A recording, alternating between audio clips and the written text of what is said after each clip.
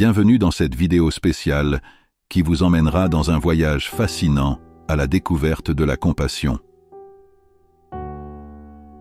Laissez-moi vous raconter une histoire qui a le pouvoir de toucher votre cœur et de vous inspirer à cultiver la compassion envers vous-même et envers les autres.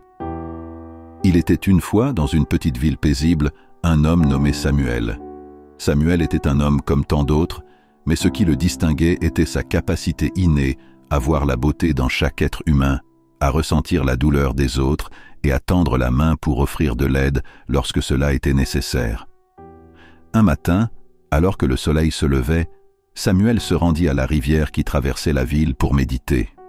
Il s'installa près de l'eau, ferma les yeux et commença à réfléchir à sa propre vie. Il se souvint des moments où il avait été dur envers lui-même, où il avait commis des erreurs et avait laissé la voix intérieure critique prendre le dessus. Pendant sa méditation, Samuel réalisa que pour cultiver la compassion envers les autres, il devait d'abord cultiver la compassion envers lui-même. Il se souvint d'une période difficile de sa vie, où il avait perdu son emploi et avait traversé une crise personnelle. Il avait ressenti de la honte et de la culpabilité à l'époque, mais il se dit qu'il avait fait de son mieux, qu'il était humain et que les erreurs faisaient partie de la vie. En méditant au bord de la rivière, Samuel se pardonna ses erreurs passées, se promit d'apprendre et de grandir à partir de ses expériences et décida de traiter sa propre souffrance avec la même gentillesse qu'il offrait aux autres. Un jour, alors que Samuel se promenait dans la ville, il croisa le regard d'une jeune femme assise seule sur un banc. Elle avait l'air profondément triste, les larmes coulant sur son visage. Sans hésiter, Samuel s'approcha d'elle et s'assit à ses côtés. Il lui adressa un sourire chaleureux et lui demanda doucement « Puis-je vous aider d'une manière ou d'une autre ?» La jeune femme fut surprise par la gentillesse de cet inconnu et décida de partager ses préoccupations. Elle raconta son histoire, ses luttes et sa douleur. Samuel écouta attentivement, sans jugement ni interruption. Il fit preuve d'empathie envers la jeune femme, partagea des mots de réconfort et lui offrit son soutien. En ce moment-là, la compassion de Samuel brilla comme une lumière dans l'obscurité de la vie de cette jeune femme. Au fil des semaines, Samuel continua de rencontrer la jeune femme, l'aidant à traverser ses difficultés et lui rappelant constamment qu'elle était précieuse, qu'elle méritait le bonheur et qu'elle n'était pas seule. L'influence positive de Samuel ne s'arrêta pas là. La jeune femme, inspirée par la compassion de Samuel, commença à pratiquer la compassion envers elle-même. Elle commença à pardonner ses erreurs, à s'accepter telle qu'elle était et à faire de petits gestes de gentillesse envers les autres. Et puis quelque chose de merveilleux se produit. La jeune femme, à son tour, commença à inspirer les gens de sa communauté. Elle partagea son histoire de transformation personnelle et encouragea les autres à pratiquer la compassion envers eux-mêmes et envers les autres. Voici 5 conseils pour cultiver la compassion envers soi et envers les autres. Conseil numéro 1, la compréhension de la compassion. La compassion est bien plus qu'un simple acte de gentillesse. Elle consiste à ressentir profondément la douleur et la souffrance des autres et à vouloir soulager cette souffrance.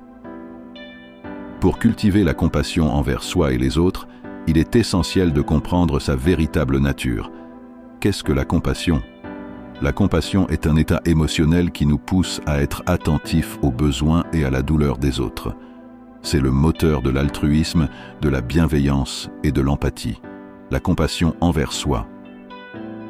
La compassion envers soi consiste à traiter notre propre souffrance avec gentillesse et compréhension.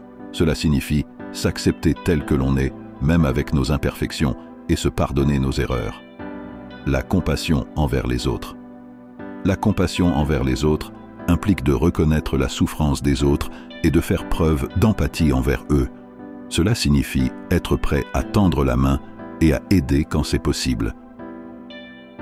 Conseil numéro 2, les bienfaits de la compassion. La compassion apporte de nombreux avantages, tant sur le plan personnel que pour la société dans son ensemble. Les avantages personnels, réduction du stress et de l'anxiété, amélioration de la santé mentale et physique, renforcement des relations interpersonnelles, les avantages sociaux, promotion de la paix et de la compréhension entre les individus, réduction des conflits et de la violence, renforcement de la cohésion sociale. Conseil numéro 3. Comment cultiver la compassion? Maintenant que nous avons une meilleure compréhension de la compassion, explorons des moyens concrets de la cultiver. Pratiquez la pleine conscience. La pleine conscience nous permet d'être plus attentifs à nos propres émotions et à celles des autres. Cela favorise la compassion envers soi et envers les autres. Développer l'empathie. L'empathie nous permet de nous mettre à la place des autres et de ressentir ce qu'ils ressentent. Cela renforce notre capacité à être compatissant. S'engager dans des actes de gentillesse.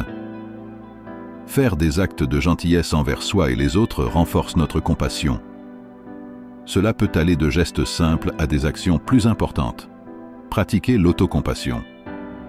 L'autocompassion implique de se traiter avec bienveillance, comme on le ferait pour un ami en difficulté. C'est un élément clé pour cultiver la compassion envers soi. Conseil numéro 4. Surmonter les obstacles à la compassion. La compassion peut être entravée par divers obstacles. Il est essentiel de les reconnaître et de les surmonter.